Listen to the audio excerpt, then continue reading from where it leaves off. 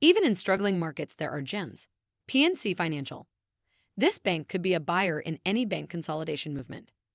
Citizens Financial. It's building a formidable private banking business.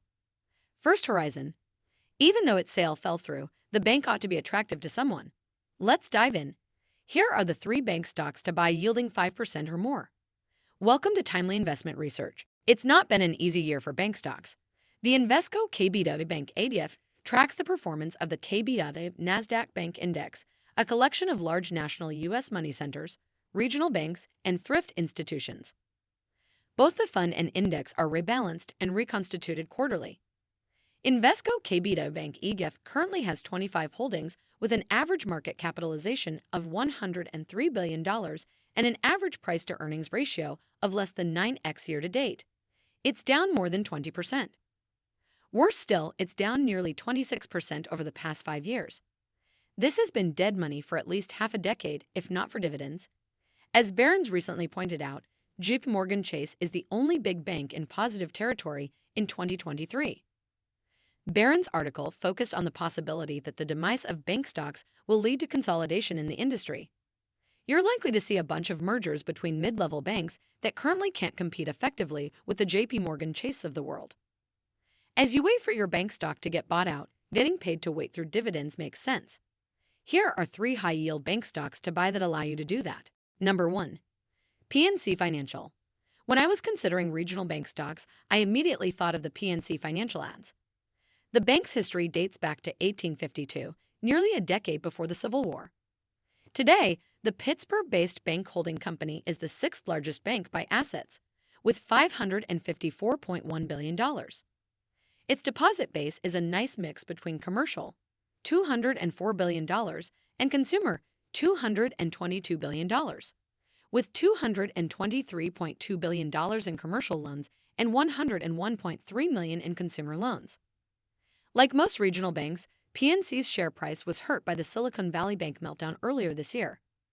Its shares are down 26% year-to-date and nearly 16% over the past 5 years. While flawed, its 5-year return is up when compared to Invesco KBW Bank ETF over the past 5 years.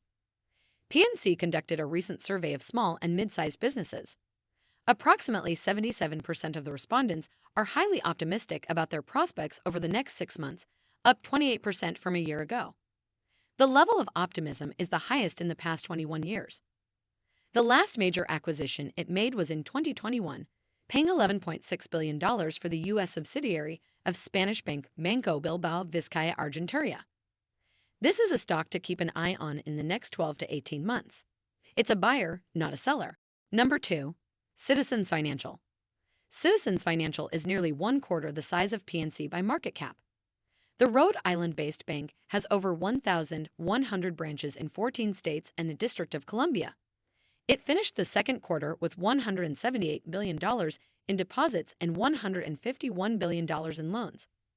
Its second quarter 2023 report said it hired 50 senior bankers in the first half of the year. The significant growth driver is the bank's push into private banking. In October 2022, it announced plans to launch the Citizens Private Client. The unit focuses on customers with $200,000 in deposits or investments. It plans for the unit to break even by the middle of fiscal 2024, adding to profits by the end of 2024. By the end of 2025, it expects the unit to have $9 billion in loans and $11 billion in deposits, while boosting annual earnings per share by approximately 5%. Of the 24 analysts covering its stock, 13 rate it overweight or an outright buy, with a median target price of $34, 18% higher than where it's currently trading.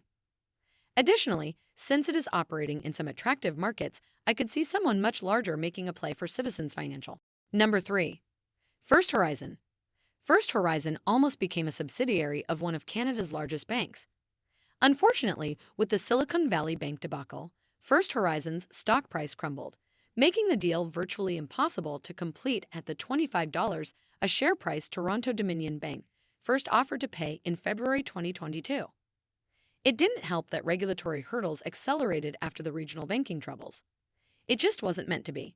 However, First Horizon remains an intriguing buy for a larger bank willing to go back to the negotiating table. First Horizon is another regional bank with a long history. The bank got its start in 1864 in Memphis. Several mergers later, it has $85 billion in assets and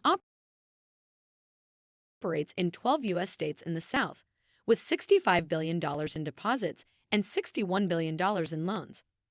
First Horizon added 32,000 new clients in the latest quarter, bringing $3.5 billion in additional deposits. During the quarter, deposits increased by $3.0 billion, while deposits rose by $2.3 billion. In second quarter 2023, its net interest margin was 3.38% during the quarter.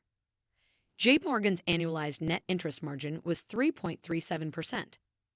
In the hands of a bigger bank, First Horizon could be a very valuable acquisition. Thanks for spending some time with us today, Timely Investment Research. We're so glad you did.